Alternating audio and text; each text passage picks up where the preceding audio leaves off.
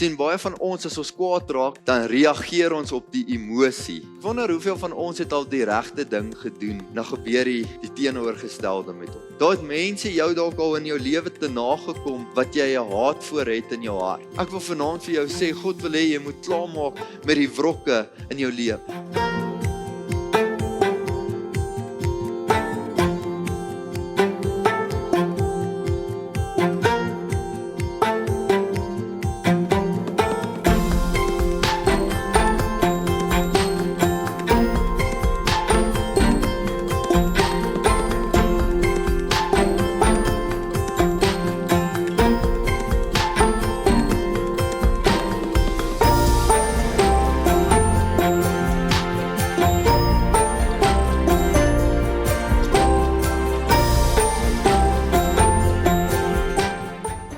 Here, hoe getrou is U nie?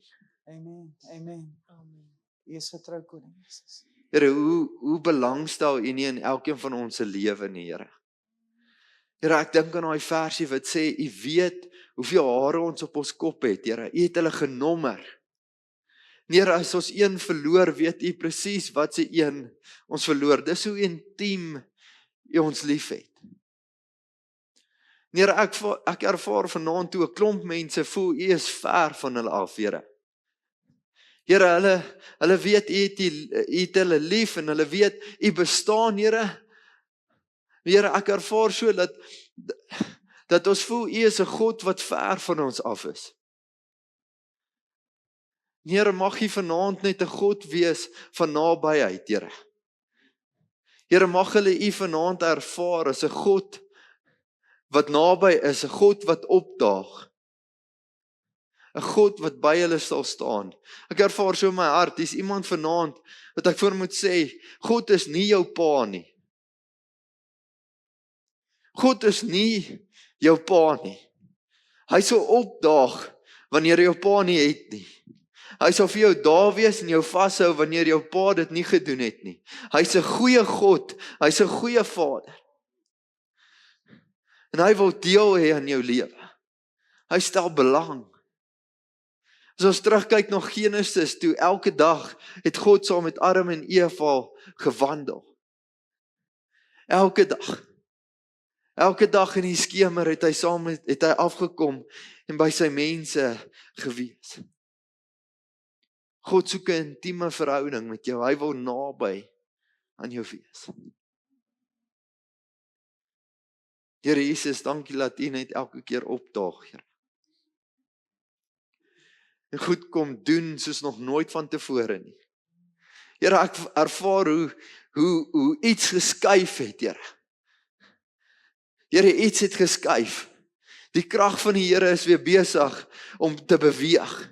Mense is weer besig om wonderwerke te beleef en te sien, Here. Here, as ons vir mense bid om gevul te word met die Gees, Here, dan doop U hulle, Here. Here, as ons bid vir siekes om gesond te word, dan maak U hulle weer gesond, Here. Here, iets het verander. Daar's iets nuuts op pad. Here, en ons kan nie wag om te sien hoe dit gaan uitspeel in ons generasie nie. Here, vanaand wil ek saam met my boeties en sissies hier vanaand sê, Here, gebruik ons. Here, mag die Gees van die Here op ons kom, Here, gebruik ons. Here, ek is bereid om te gaan, daar waar niemand anders sal gaan nie. Here, mag die Gees van die Here op ons wees, en mag ons U krag sien, Here. Here, mag ons U krag sien in Jesus naam. Here, ons is lief vir U vanaand, Here. Here, en ek bid dat ons 'n generasie sal wees wat nie net die krag van die Here in die kerk ervaar en ontvang nie, maar dat ons 'n generasie sal wees wat 'n verskil sal maak, Here, in ons besighede, by die skool. Here, daar waar ek net 'n normale werk het, Here, mag ek 'n verskil daar gaan maak. Mag mense kom vra, wat is anderste aan jou? Want jy tree anderste op, jy praat anderste, jy doen goed anderste. Jy lyk nie soos die wêreld nie, want God het jou uitgekies vir 'n tyd soos hierdie. Here, mag U ons kom verander. Mag U ons kom verander in Jesus Christus se naam. Here, daar waar die woord nou gaan uitgaan, mag dit op vrugbare grond land in Jesus naam. Mag dit opkom in ons lewens, Here, en mag dit veranderingskrag in ons hê. In Jesus naam. Gemeente, ek wil graag vanaand so 'n bietjie met jou gesels oor word kwaad, maar moenie Sondag nie.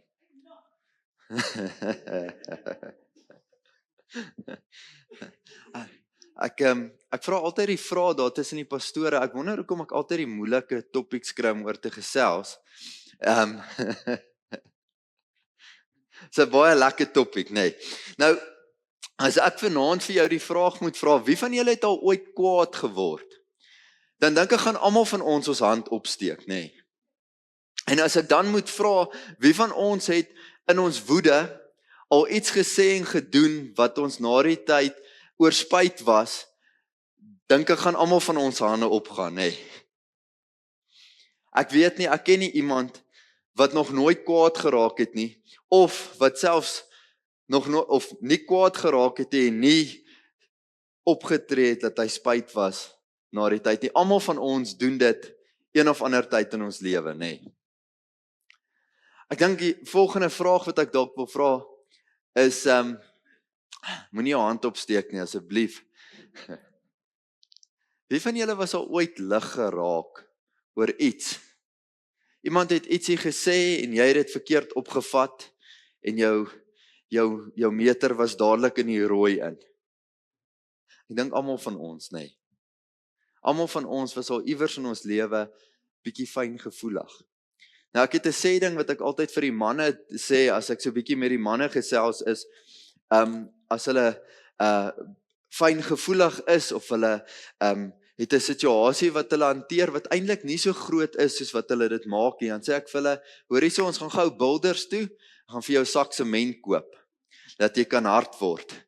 Nee, 'n party van ons moet so bietjie hard word oor ons fyngevoeligheid. Nou, ek wil vanaand afskop, ek wil hierdie volgende gedeelte vir jou lees in die woord. Dit staan in Efesiërs 4 vers 25 tot 32. Ek weet dit is 'n groot stuk, maar hou by my, dis 'n ongelooflike gedeelte in die woord van God. Hier gaan ons. Nou dat julle die valsheid afgelê het, moet julle onder mekaar die waarheid praat, want ons is lede van dieselfde liggaam. As julle kwaad word, moenie Sondag nie en moenie 'n dag kwaad afsluit nie. Moenie die duiwel vatkans gee nie. As iemand 'n dief is, moet hy ophou steel. Hy moet deur harde werk op 'n eerbare manier self in sy eie lewensonderhoud voorsien. Dan sal hy iets hê om vir die armes te gee. Vuil taal moet daar nooit uit julle monde kom nie. Praat net wat goed en opbouend volgens die eis van omstandighede, sodat julle hoorders ten goeie kan kom. En moenie die Heilige Gees van God bedroef nie, want hy het julle as die eiendom van God beseël met die oog op die verlossingsdag. Moet nooit verbitterd of opvleend wees of woedend word nie. Moenie vloek of skel nie. Moet niks doen wat sleg is nie. Wees goedgesind en hartlik teenoor mekaar en vergewe mekaar soos God julle ook in Christus vergewe het. Dis nogal 'n moeilike gedeelte in die woord, nee, want daar word 'n klomp kere gesê moet nooit. Nou ek weet nie van julle nie, maar as iemand vir my sê moet nooit nie en ek kyk so bietjie na my week, dan besef ek het 'n paar keer, nee. Dis moeilik om nooit kwaad te word. Ek hoop nie dis moeilik om nooit te vloek nie.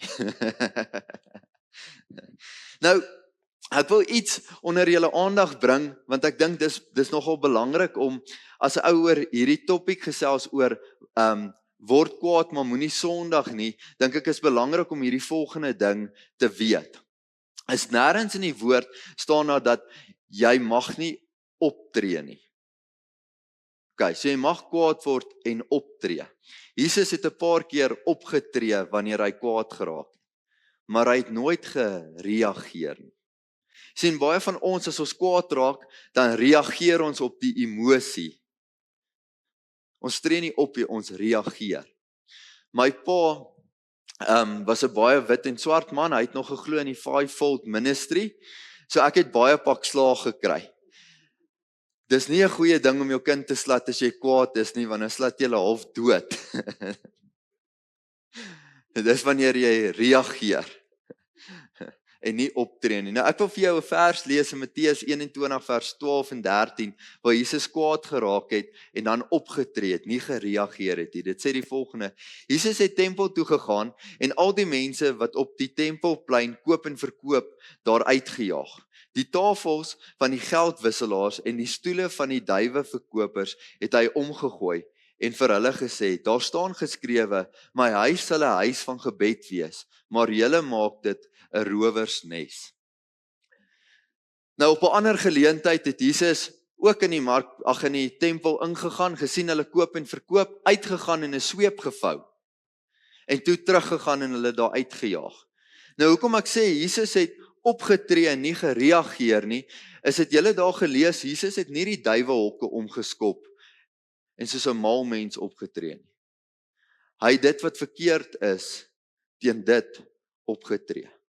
En baie keer het God nodig om ons kwaad te maak, of omstandighede het nodig om ons kwaad te maak, sodat ons op die regte manier kan optree.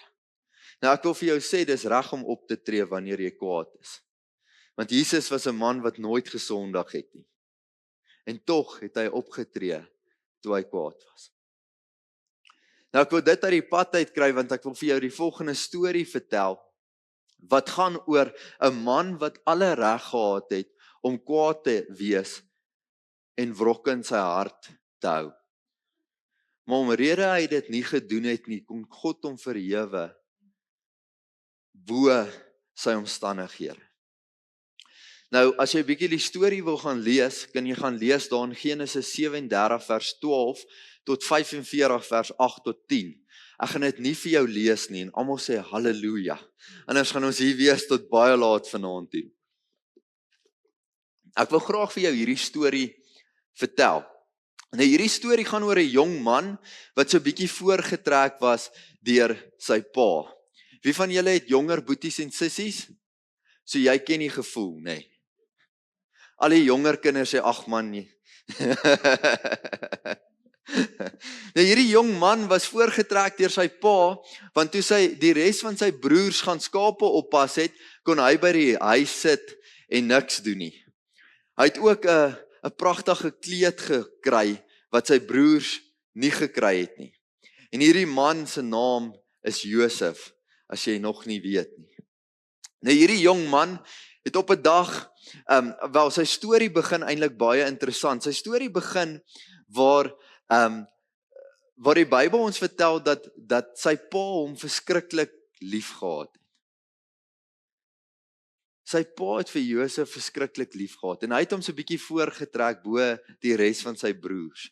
Nou interessant vir my, Josef was nie die jongste of die oudste nie en tog was hy voorgetrek deur sy pa. Nou wat hy gedoen het en hoekom hy voorgetrek is, weet ons glad nie. En dan vertel die woord van God ons dat hierdie mannetjie was nogal arrogante ouetjie. Want God het vir hom drome gegee oor sy broers en sy pa wat voor hom gaan buig en dan het hy gegaan en hierdie stories gaan verkondig. Nou ek weet nie van julle nie, maar as my suster so iets moes sê, sou ek haar ook uitgelag het.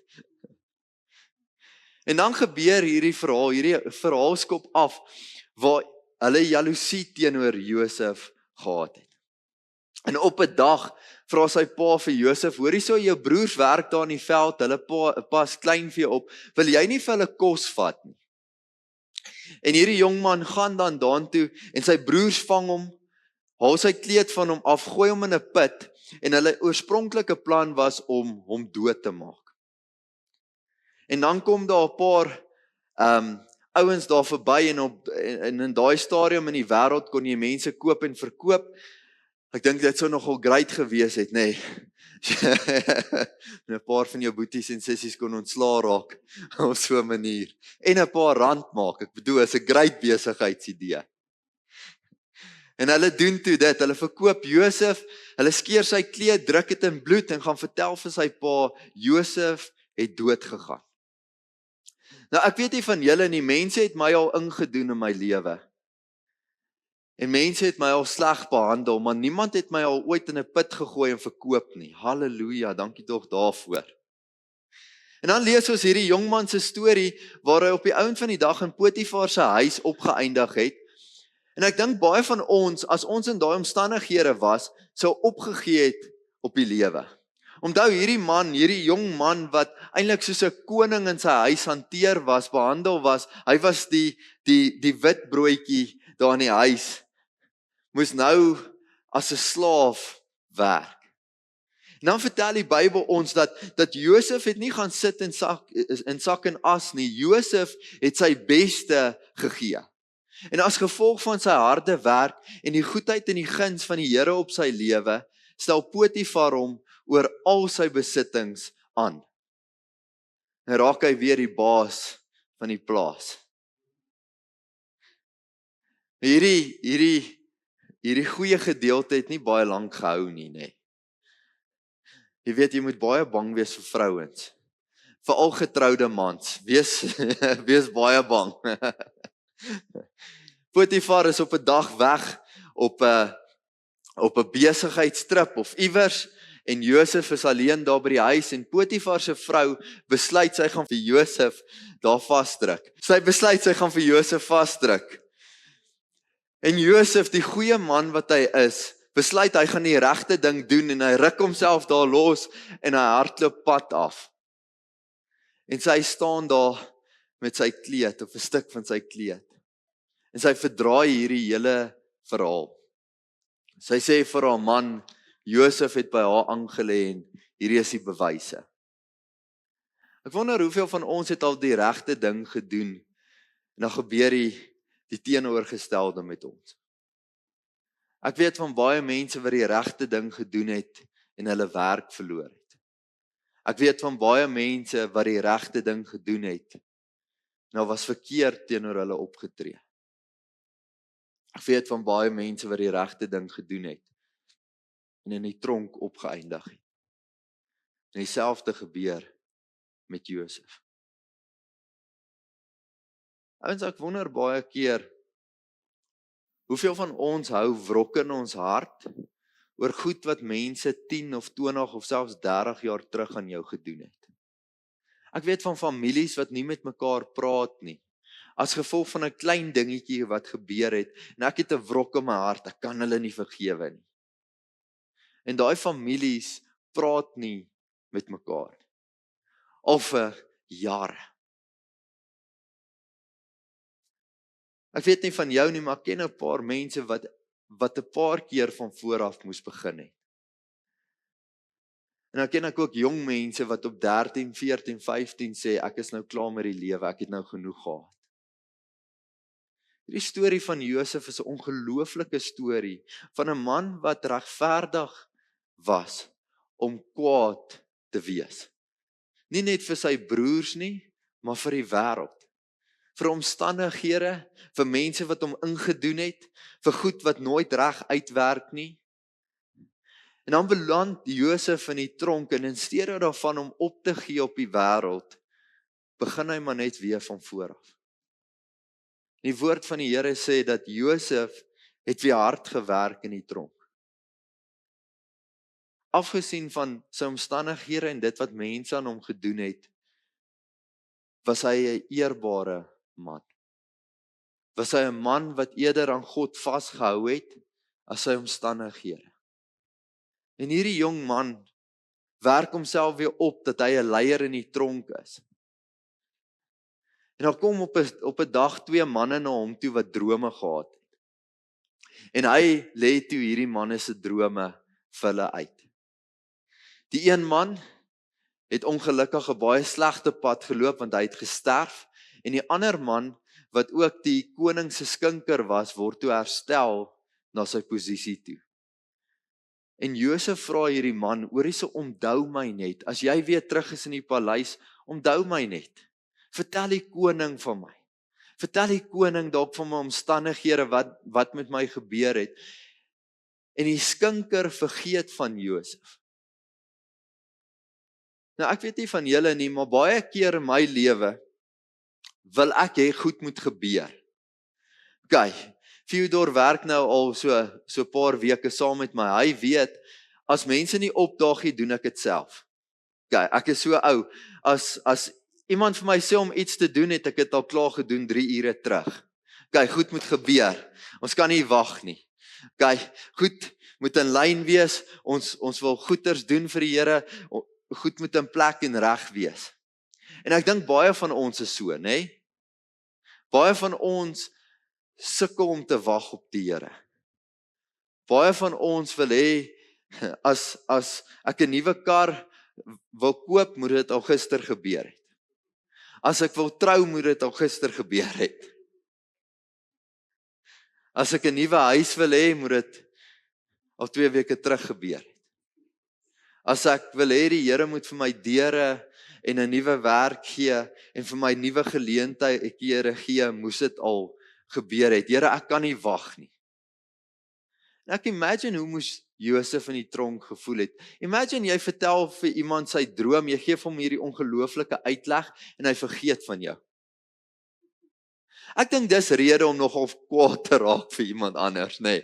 Veral as hulle jou in die tronk los. Gemeente, ek ervaar al so baie mense wat wag vir geleenthede.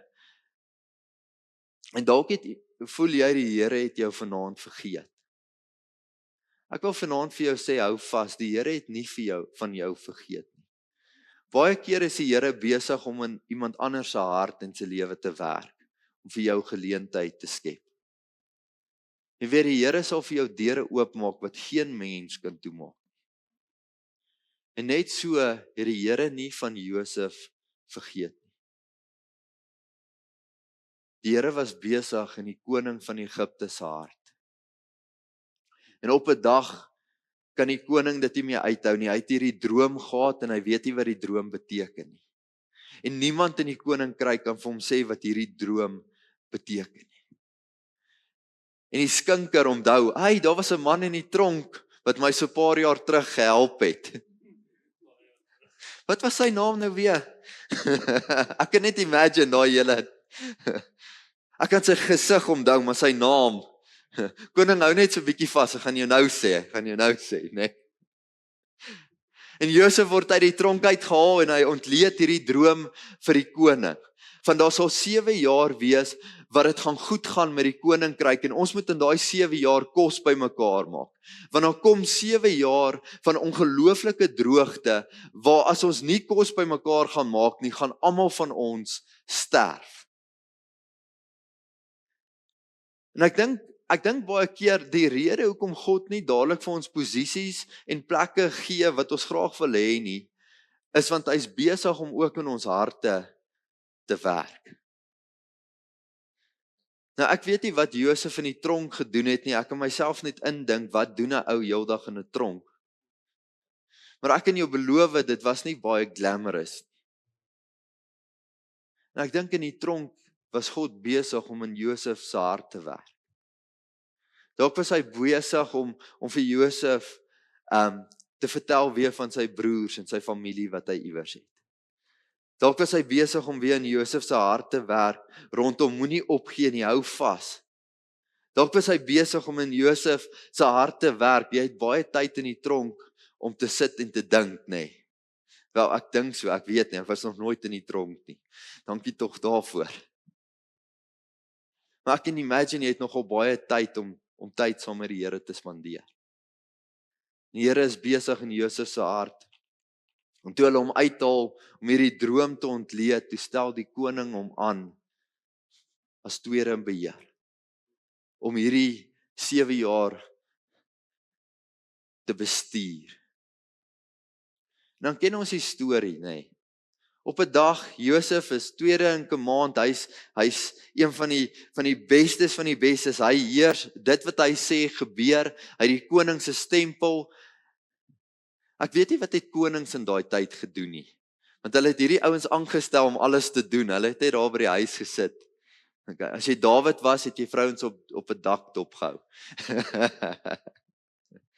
Maar in elk geval, op 'n dag sit hy daar op sy troon en daar's geen meer kos in die koninkryk nie en mense kom van ver af om te kom vra vir kos sodat hulle nie doodgaan van die honger nie en raai wie daag op? Josef se boeties. Nou ek weet nie van julle nie, daar het mense al baie minder goed aan jou gedoen en tog hou jy 'n wrok. Daar het mense jou dalk al in jou lewe te nagekom wat jy 'n haat voor het in jou hart. En God het eintlik Josef se boeties in sy mag oorgegee. Ek dink daar's 'n klomp van ons wat hulle in die tronk sou gegooi het. Ek dink daar's 'n klomp van ons wat mense so haat as gevolg van 'n klein dingetjie wat hulle in ons lewe gedoen het. Dat ons hulle tot dood toe sou veroordeel het. Nou ek wil hê julle moet iets vanaand verstaan. Josef se boeties het hom nie net in 'n put gegooi en verkoop nie. Josef se boeties het jare van sy lewe gesteel. Josef se boeties het jare saam met sy pa weggevat van Josef. En op daai oomblik kon ek net dink wat deur Josef se hart moes gaan. Want hier's ek die baas. Nou staan julle hier voor my. Ek kan met julle doen net wat ek wil. En tog. Die eindeinde van hierdie storie is waar Josef sy familie nooi om by hulle te kom bly en vir hulle sorg. Na hulle kyk, die beste gedeelte van die land vir hulle uitsit, sodat hulle kan boer en kan woon daar. Ek wil vir jou een ding sê, as Josef se hart teenoor sy broers nooit verander het nie, het Israel nooit bestaan nie. Ek wil dit weer sê, as Josef se hart teenoor sy broers nooit verander het nie, het Israel nooit bestaan nie. Ek dink 'n rede hoekom van ons nie die posisie kry wat God graag vir ons wil gee nie, dalk nie die drome en die planne uitleef wat God vir jou gegee het nie, is want jy het 'n wrok in jou hart wat God moet uitsorteer. Imagine Josef het hierdie boeties van hom nog steeds gehaat en hy het hulle laat doodmaak. Hy sou 'n hele generasie, 'n hele volk uitgewis het wat die Here in die Ou Testament gebruik het. Hy sou 'n nasie vernietig het as gevolg van homself. Ek wil vanaand vir jou sê, as gevolg van Josef se gehoorsaamheid, as gevolg van Josef wat 'n man was wat God nagestreef het en nagevolg het en gesê het, Here, maak nie saak wat die omstandighede is nie, Here, maak nie saak of ek in die tronk of die paleis sit nie, ek sal U dien met my hele hart, Here, of dit met my sleg gaan of goed gaan, Here, U is my God. Here, ek kyk nie na omstandighede nie, ek kyk nie na mense wat my gaan indoen of my ingedoen het nie, Here, ek hou nie vas in my verlede nie, Here, ek los dit in U hande. Was 'n hele nasie gered. Was Israel gered. Ek wil vanaand vir jou sê, God wil hê jy moet klaarmaak met die wrokke in jou lewe. En daarmee sê ek nie, jy mag nie optree as jy kwaad is. Partykeer moet goed gesê word. Maar baie keer moet ons teruggaan en sê, ek vergewe jou. Dalk was jy die probleem. Ons het 'n tyd en 'n plek wat 'n ou moet man up. En dan gaan sê, ek's jammer. God wil ons gebruik, gemeente. God wil vir ons, God het die mooiste planne en drome vir ons lewens. En baie keer verhoed ons dat God dit in mosie kan sit. Baie keer is ons grootste vyand. Omrede ons dalk nie onder gesag kan staan nie, as gevolg van goed wat in ons lewe gebeur het. As gevolg van ons wat iemand dalk nie kan vergewe nie, want hy het my ingedoen, hy het 'n klomp geld van my gesteel, 30 jaar terug. Die woord van die Here sê dat God ons sal teruggee dit wat ons verloor het. Amen. Die woord van die Here sê God het vir ons beter in store. Weet jy wat maak my kwaad die afgelope tyd?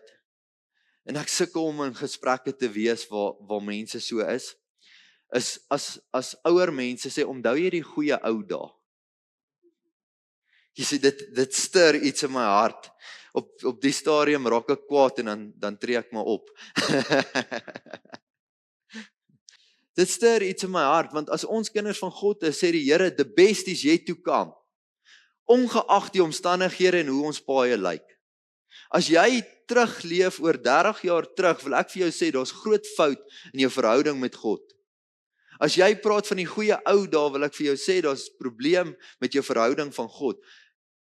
Die goeie ou dae was goed, but the best is yet to come. The best is yet to come.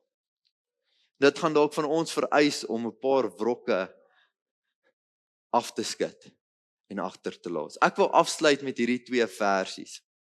Die een staan in 1 Petrus 3 vers 8 en 9. Dit sê, ten slotte, wees almal eengesind, medelydend, liefdevol, goedhartig, nederig. Moenie kwaad met kwaad vergelyk of belediging met belediging nie.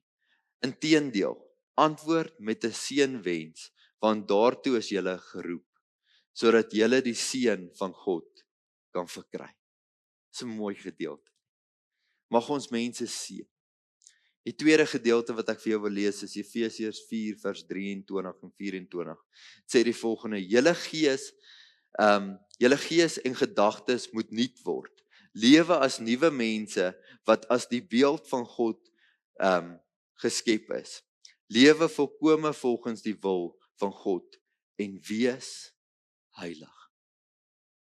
Gemeente, ek weet nie van julle nie, maar die afgelope, ek wil sê, van die begin van die jaar af, ervaar ek so hoe God ons as gemeente oproep na heiligheid toe. As ons weer wonderwerke in ons land wil sien, moet ons opgeroep word na heiligmaking.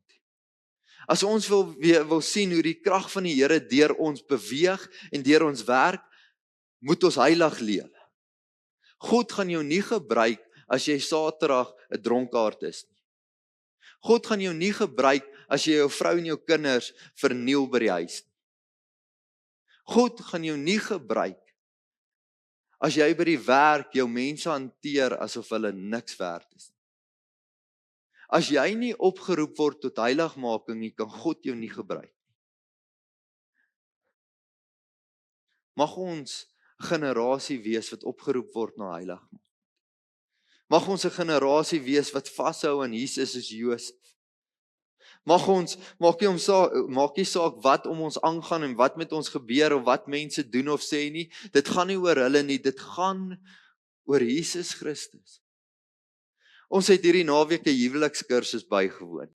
Daar het ons iets geleer op 'n stadium en dit het so in my hart geval is, maak nie saak wat jou vrou doen nie. Ek het my vrou lief nie as gevolg van wie sy is of hoe sy optree nie, maar as gevolg van wie Jesus is.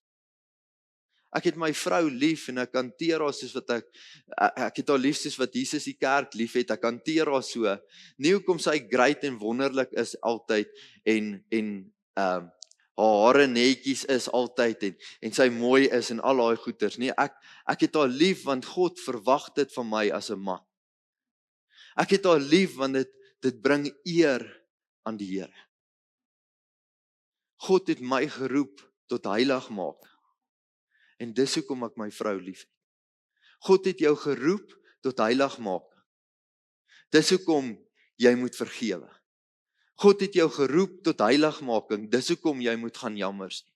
God het jou geroep tot heiligmaking. So maak nie saak wat die omstandighede om jou is of hoe erg mense jou ingedoen het nie. Dit gaan nie oor hulle nie. Dit gaan oor hom. Ek wil vanaand afsluit en ek wil vir jou vra, waar is jy op jou pad tot heiligmaking? Is God besig om iets in jou hart en jou lewe te verander? En ek weet vanaand se woord is challenging. Want dit roep ons op om te vergewe. Dit roep ons op om nie fyngevoelig te wees nie. Dit roep ons op om mense te vergewe wat ons wel indoen en wel sleg teenoor ons optree.